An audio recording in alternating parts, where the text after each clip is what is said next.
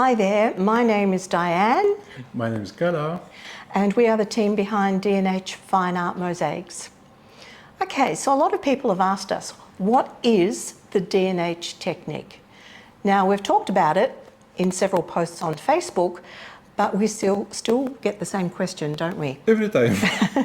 And it's difficult to answer in a simple comment about what the D&H technique is. So we've decided to explain to you the story of how it evolved in this video. Okay. Okay, where we start? Well, you can explain because you're the one that created it. So you tell us. Okay. From 2014, Di asked me to do a mosaic for her. From this moment, I start to think to do something special for her because she's very, very special person for me. And I want to do something unique for her because she's a unique person in this world for me. But I don't know what I want to do for her. Every time I made a lot of research, but I can't find something very, very unique as I want. Mm-hmm. So it started from this moment. In 2015, I was living in Switzerland. The first time I saw the famous painting by Tom Roberts, it's called Shadow of the Lamps. Yeah, it's a very famous, iconic Australian painting. Immediately feel in love with it. And I felt my childhood in this time. Why? So because... What was your childhood like? Because I spent all my school holidays in outside country. And there I want to play with animals and the nature with a lot of Did you have aunties cousins, and uncles? Yeah. Okay. And it's the best magnificent time in my life. Mm. And in this time, I start the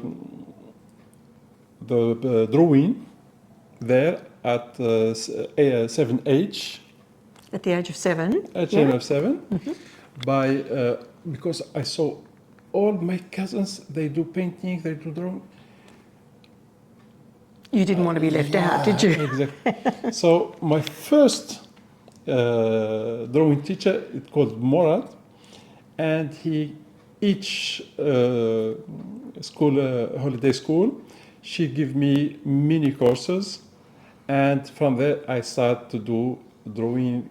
It's the first le premier pas. The first part of your life. Yeah, exactly. Yeah.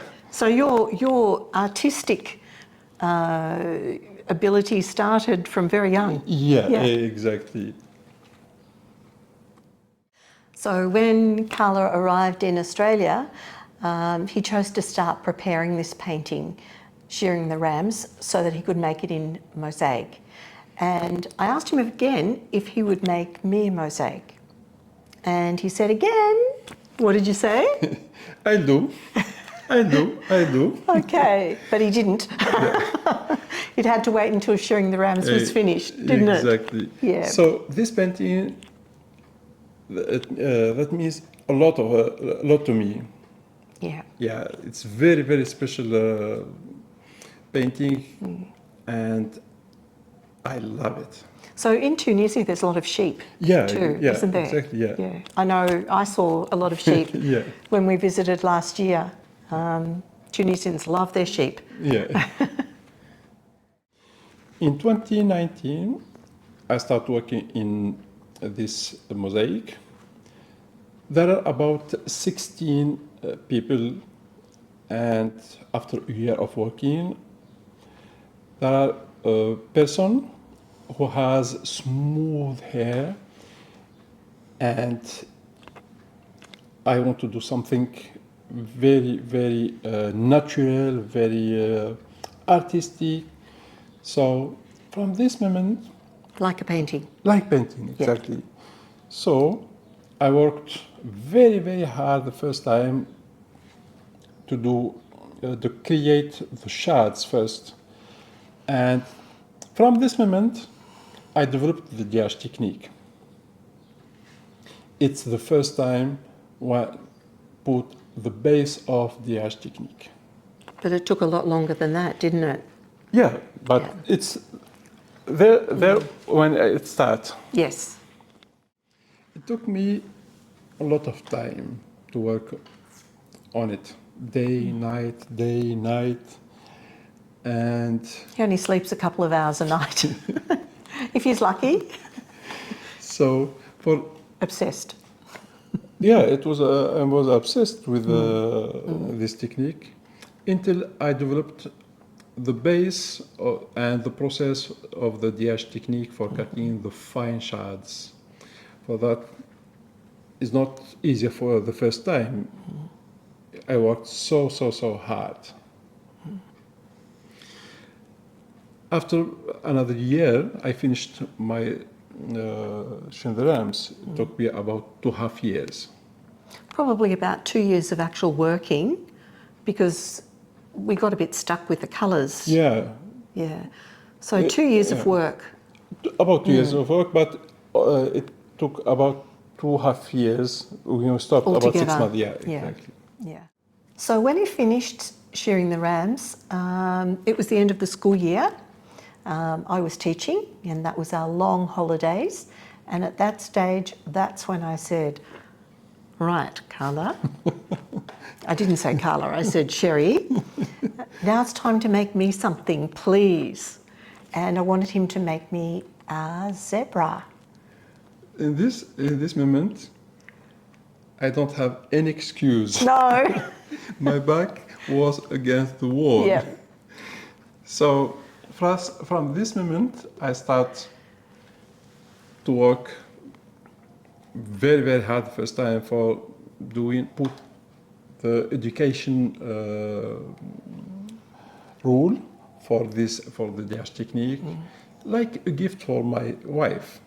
So the first time it was very hard, but by the time when we finished the process, each stage with process is not the same thing, because a lot of things in this D&H, it's very deep information, very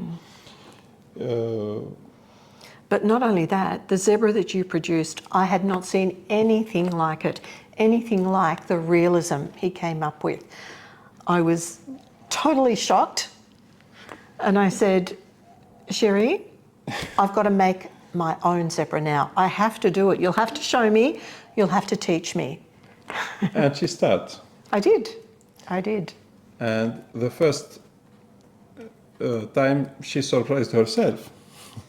I did surprise myself, and I learned so much, but I also realised where I wanted to improve. Yeah. So I did another one. So two zebras. We've got 3 zebras living here. So a new world of fine arts opened up to me with this technique. I felt really quite confident after making 2 zebras. These are large projects, and I learned a lot while doing them under Carla's teaching. And it was something that I felt confident that I could pass on to others. So during COVID, we started teaching this technique online, and it took a little while for students to finish their work, but once they did finish, the results were absolutely amazing, and we were incredibly proud of them and their efforts. We found at the beginning we only wanted to take people that were fairly advanced with mosaics, didn't we? Yeah. But since we've been teaching for a while now, we've realised that it's got nothing to do with actual experience.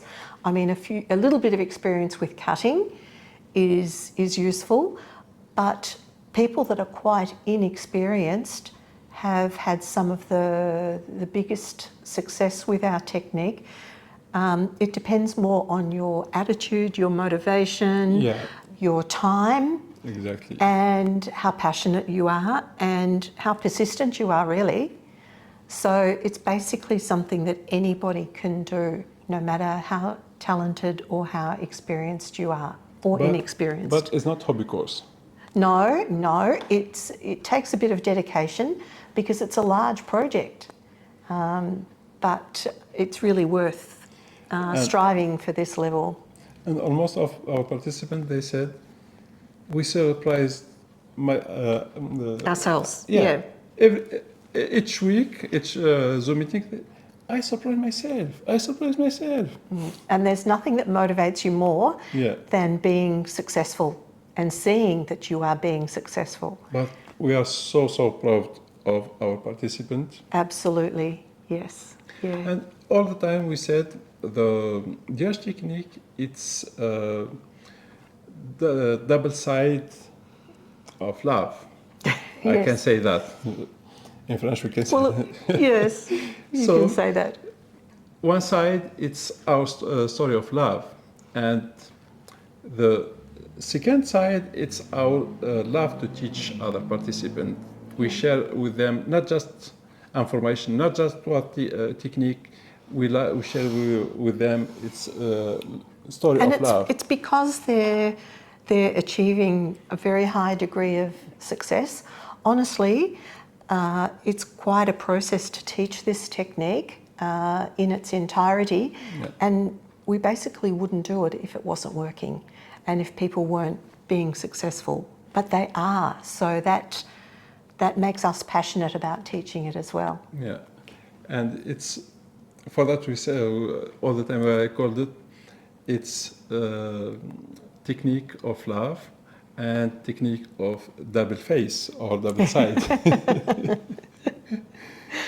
Yes, Okay, this it's our the story of D&H technique. yes. So now you know. Yeah. Okay, see you soon. Bye bye. Bye.